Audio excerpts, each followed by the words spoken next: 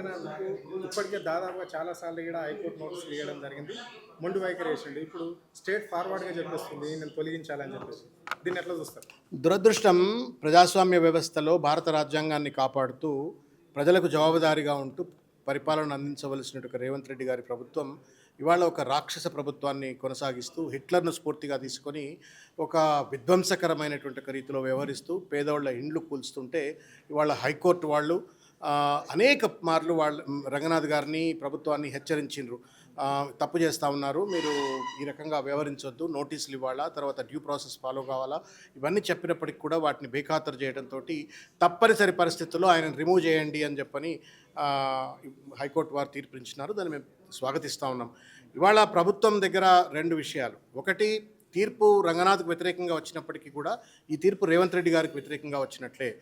రంగనాథ్ గారు ఎట్లయితే జవాబుదారీగా ఈ మొత్తం అంశం పైన నిలబడతారో రేవంత్ రెడ్డి గారు కూడా అదే రకంగా నిలబడతారు. కాబట్టి వీళ్ళిద్దరూ కూడా దోషులే. ఒక ఆయన తోలుబొమ్మ అయితే ఇంకొక ఆయన తోలుబొమ్మను ఆడించేవారు, ఒక ఆయన నిమిత్త మాత్రుడు అయితే ఇంకొక ఆయన నిందితుడు. కాబట్టి వీళ్ళిద్దరిని కూడా వేరువేరుగా చూడలేము, ఒకే తానులో రెండు ముక్కలుగానే చూడవలసి వస్తుంది. కాబట్టి హైకోర్టు తీర్పు కేవలం రంగనాథ్ వ్యతిరేకంగా వచ్చిన morally, ethically it is also against the chief minister and the cabinet. కాబట్టి రేవంత్ రెడ్డికి సిగ్గేకుంటే రాజీనామా చేసి వెళ్ళిపోవాలా, ఆయన చేయడు. అట్లా కనీసం నేను ఏం డిమాండ్ చేస్తూ ఉన్నానంటే హైకోర్టు ఇవాళ ఇచ్చిన తీర్పును గౌరవిస్తూ రంగనాథ్ గారిని రిమూవ్ చేయండి. You will set a rice precedence, number 1. Number 2, అనవసరంగా డివిజన్ బెంచ్కి అప్పీల్ చేయటము, సుప్రీంకోర్టుకు పోయి మళ్ళీ ఎస్ఎల్పి వేయటము, ఇవన్నీ అడ్డమైన పనులు చేసినందువల్ల ప్రభుత్వం పలచనవుతుంది, కాంగ్రెస్ పార్టీ ఇంకా పలచనవుతుంది తప్ప అది ప్రభుత్వానికి కానీ, రాజ్యాంగానికి కానీ, ప్రజాస్వామ్య వ్యవస్థకు కానీ, కాంగ్రెస్ పార్టీకి కానీ ఏ రకంగా కూడా శోభదేదన్నట్టు విషయాన్ని రేవంత్ రెడ్డి గారు గుర్తుపెట్టుకోవాలని చెప్పి నేను కోరుతా ఉన్నాను. ముఖ్యంగా ఏంటి అంటే ఇవాళ ప్రభుత్వం కోర్టు స్పష్టంగా చెప్పింది, contempt of the court cases 63 ఉన్నాయి. అనేక సార్లు నేను జైళ్లలో పెడతా అని చెప్పింది. నోటీసులు ఇవ్వకుండా మీరు కూల్చొద్దని చెప్పింది, అర్ధరాత్రి కూల్చొద్దని చెప్పింది. ఇన్ని రకాలు చెప్పిన తర్వాత కూడా విచ్చలవిడిగా విధ్వంసాలకు పాల్పడ్డారు. కొంతమందిని కాపాడుతూ, బడాబాబులను కాపాడుతూ కొంతమందిని కూల్చివేసిన ఘట్టాలు మనం చూసినాం. ఈ కూల్చివేతకు గురైపోయి వీళ్ళ హైడ్రా దుర్మార్గానికి బలైనటువంటి ఒక వాళ్లకు నష్టపరిహారం ఎవరు చెల్లిస్తారు అని చెప్పని నేను రేవంత్ రెడ్డి గారిని సూటిగా అడుగుతా ఉన్నాను.